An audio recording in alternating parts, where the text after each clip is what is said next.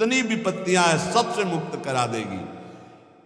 तुम मेरी बात मान लीजिए।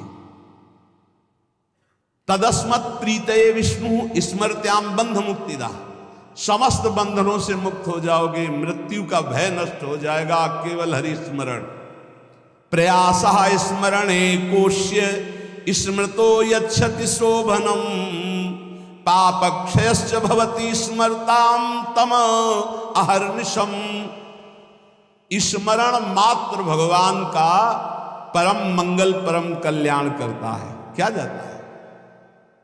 हरिशरणम हरिशरणम, राम कृष्ण हरि, राधा राधा, हरे नमः। जो पसंद आवे हमारे भगवान के तो अनंत नाम है, राधा वल्लभ श्री हरिवंश, जो पसंद आए। खूब नाम कीर्तन, खूब नाम स्मरण। जो नाम स्मरण करता है समस्त मंगल समस्त कल्याण हो जाता है। अब आप बहुत ध्यान यहाँ दीजिए, नाम स्मरण प्रारंभ करेंगे तो दो प्रक्रियाएं होंगी। यदि आपके पाप अधिक हैं तो तत्काल पाप नष्ट होना प्रारंभ हो जाएंगे। अब उसके लिए घटनाएं घटना प्रारंभ हो जाएंगी, विपत्ति दुख परेशानियां। आप ऊब मत जाना।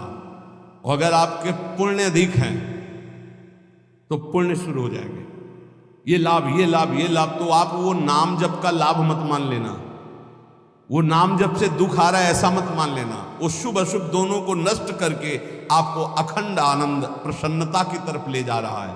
इसलिए धैर्य चाहिए नाम जापक में। सुख दुख नाम का फल नहीं है, सुख दुख पाप और पुण्य का फल है। आनंद और प्रसन्नता ये नाम का फल है। प्रसन्नता ये ब्रह्म स्वरूप है। प्रसन्नता, हर समय प्रसन्न रहना, ब्रह्मभूता प्रसन्न आत्मा। जो रात दिन प्रभु का स्मरण करते हैं उनके सब पाप नष्ट हो जाते हैं। प्रभु में अहर्निश बुद्धि लगने के कारण प्रभु परम सुख समुद्र है, इसलिए वो सुख समुद्र हो जाता है, हर समय सुख में डूबा रहता है।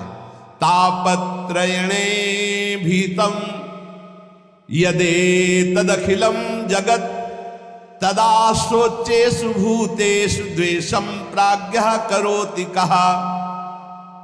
ये संसार तीन तापों से जल रहा है। तुम शोचनीय पुरुषों जैसे जलने के लिए तैयार मत हो। अगर तुम बचना चाहते हो तो बच सकते हो नाम जप के, नहीं तो कैसे कैसे मृत्यु अपहरण कर रही है। बैठे हैं आराम से कुर्सी में, पीछे से पूरी दीवार गिरी मर गई। एक एक क्षण में मृत्यु तो काल कवल कर रही है और हम सोच रहे हैं सब कुछ काम हो जाए फिर एक बैठकर भजन करेंगे या तीर्थयाटन करेंगे। मृत्यु तुम्हें तीर्थयाटन और भजन के लिए समय नहीं देगी। आज अभी से भजन शुरू करो। बद्ध वैराणि भूतानि द्वेषम कुर्वन्ति चेततः, सुशोच्यान्यति मोहेन व्याप्ता नीति मनीषिणाम। यहां भजन तो करते नहीं, एक दूसरे से वैर कर रहे हैं, एक दूसरे से छल कपट कर रहे हैं, पापाचरण कर रहे हैं। विचारवान कभी किसी से वैर नहीं करता, ये पापाचरण नहीं करता। तुम महामोह से व्याप्त होकर किसी से यहां लेन देन मत कर लेना पाप का। कोई ऐसा पाप कर लिया, कोई वैर कर लिया, आना पड़ेगा। त्रिभुवन में किसी से वैर नहीं होना चाहिए, तब तुम जीवन मुक्त होगे। इसीलिए अजात शत्रु होता है भगवान का भक्त। और किसी से कुछ लेना न देना, मगन रहना, कर्जा ना रहने तो आके देना पड़ेगा, आना पड़ेगा। कुछ न कुछ ऐसा बन करके उसका हिसाब करके तुम्हें यहां से जाना पड़ेगा। बोले जैसे हमारा जवान लड़का था, बहुत मेहनत करके, बहुत वो अपने में कम खर्चा करता था, सब हम ही को देता था क्योंकि कर्जा निपटाने आया था। और कर्जा निपटा चला गया, वो तुम्हारा लड़का थोड़ी था, वो अपना कर्जा देने आया था।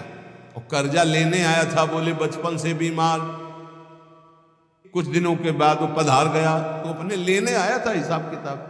बहुत होश में जीवन मुक्त होने के लिए किसी से लेना नहीं, किसी का देना नहीं, किसी से वैर नहीं, किसी से मित्रता नहीं, सबसे भगवत भाव।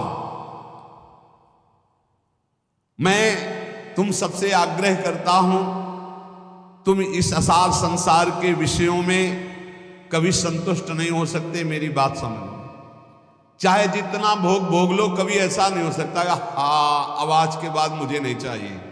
ये ऐसे भूत के लड्डू हैं खाओ तो परेशान, ना खाओ तो परेशान।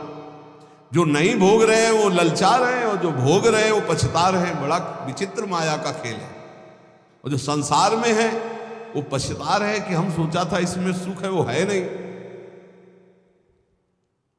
हमें लगता है कि सुख औरों में है, पूरा जीवन उनको पछताते चला जा रहा है, ये भोगा, ये भोगा, ये भोगा। और अगर सही भजन नहीं हुआ तो पूरा जीवन इस भेष में पछताते चला जाता है। इधर उधर ताक झांक पूरा जीवन व्यर्थ चला जाता है। ये हम भ्रमण करते हुए जीवन में देखा कि अगर साधना नहीं है तो अवस्थागत इंद्रियां शांत नहीं होती। उपासक को चाहिए कि ये सोच ले कि विश्व के चाहे जितने भोग भोग लो, कभी संतुष्ट नहीं होने वाले। अच्युत भगवान की आराधना कर लो तो तृप्त हो जाओगे। फिर ऐसा हृदय की स्थिति हो जाएगी जैसे गोस्वामी तुलसीदास जी के, पायो परम विश्राम राम समान प्रभु नाही को। हृदय शांत हो जाएगा। अब कछुनाथ न चाही मोरे, हृदय से आने लगेगा। सर्वशक्तिमान भगवान श्री हरि समस्त प्राणियों में विराजमान है। ऐसे भावना करके जिससे मिलो पहले भगवत भाव करो। काम क्रोध लोभ मोह मद मत्सर इन 6 शत्रुओं पर विजय प्राप्त कर लेता है, वही भगवान का दर्शन प्राप्त करता है।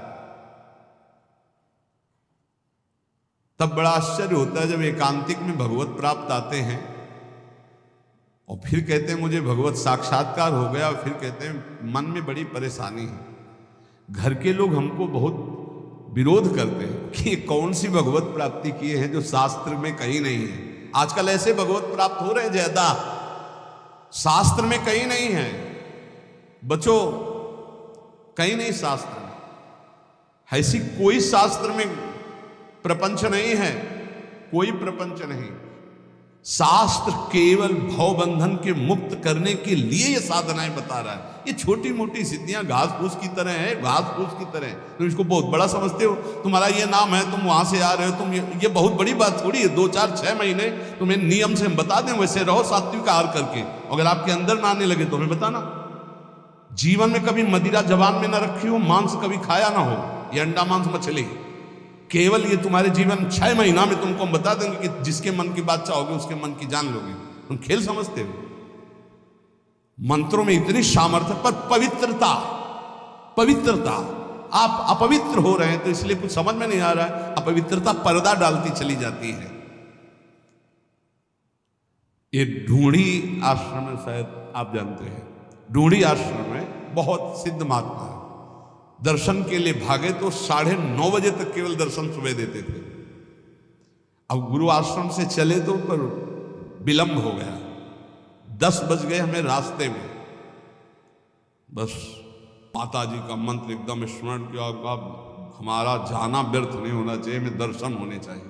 आप सच्ची मानिए, अकेले महाराज जी बैठे थे। जो ही गए तो पहला शब्द था कि बोले आओ महात्मा इंतजार कर रहे हैं। उनका स्वामी जी बड़ी करुणा, बोले करुणा नहीं, तुम्हारी माता जी आकर के मुझे रोक लिया। हमारी माता जी? बोले हाँ हाँ, जगदम्बा जिनका तुम मंत्र पढ़ रहे थे। ऐसा मंत्रों में आप ये भवबंधन मुक्त करने, तापत्रेणाभिहतम यदे तदखिलम जगत। हम क्या समझते हो? ये समझते हो कि ये छोटी मोटी बात। अरे एक ही समय में कई जगह उपस्थित हो जाना, पर्वत को भी छेद दे देना, विविध प्रकार की सिद्धियां, एक भी सिद्धि स्वीकार कर ले तो भगवत प्राप्ति नहीं होगी। हमारे ब्रज में ऐसे ऐसे कि अखिल कोटि ब्रह्मांड नायक परात्पर पीछे घूमे, 2-4 लोगों ने मिलकर थप्पड़िया दिया, पीट गए, रोटी मांगा, खाया, कोई जानता नहीं कि ये क्या है। और यहां जो कोई सिद्धि दिखाने की कोशिश की तो सीमा के बाहर कर दिया गया है, सीमा के बाहर।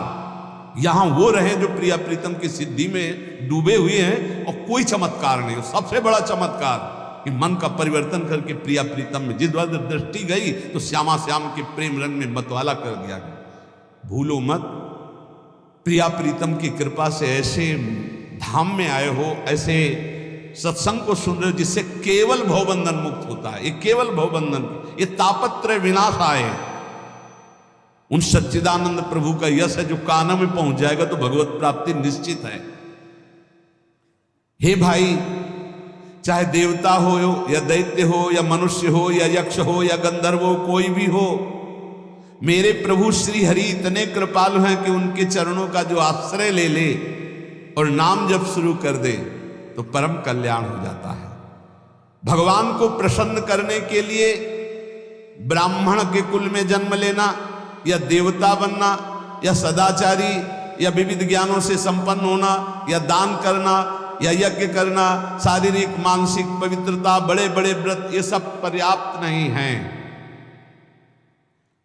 भगवान केवल प्रेम से प्राप्त होते, प्रेम से। वो कोई भी पुरुष नपुंसक नारीवा जीव चराचर कोई अहोवत सुपचतो गरियान या जिभ्या के वर्तते नाम तुभ्यम।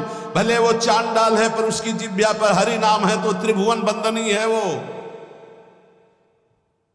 देख लो देख लो, देवता दैत्य मनुष्य यक्ष गंधर्व कोई भी क्यों ना हो, जो हमारे भगवान का आश्रय लेकर उनका नाम जप करता है उसका परम मंगल परम कल्याण हो जाता है।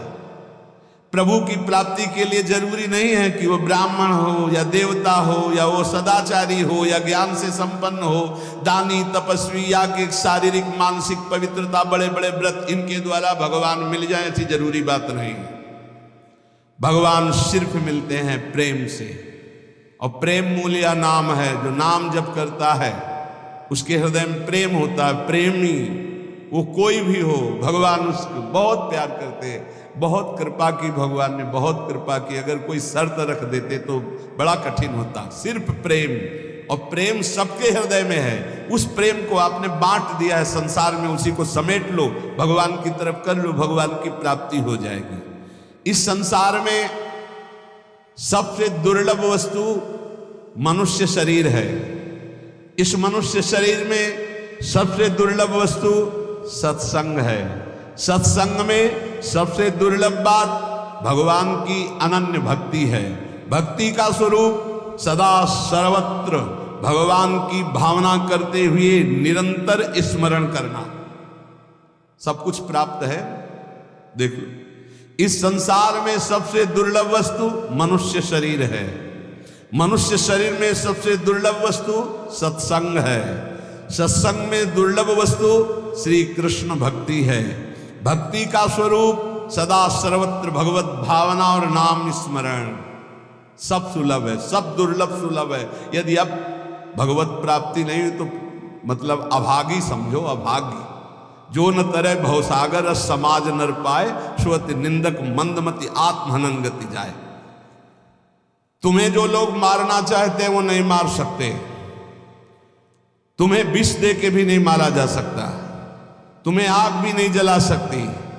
तुम्हें बड़े बड़े पर्वतों के नीचे दबाया जाए तो भी तुम्हारी मृत्यु नहीं होगी। सांप से डसाया जाए तो भी मृत्यु नहीं होगी। यदि 100 रूप रख करके मृत्यु आवे तो भी नहीं होगी। बस मेरी बात मान लीजिए, निरंतर नाम जप कीजिए, भगवान ऐसी स्थिति दे देंगे कि मृत्यु तुम्हें छू नहीं पाएगी। ए भाई, बस सार बात भगवान की शरण में होकर अपने कर्तव्य का पालन करते हुए नाम जप करो। इसी जन्म में आनंद को प्राप्त हो जाओगे। प्रपंच में मत फंसो।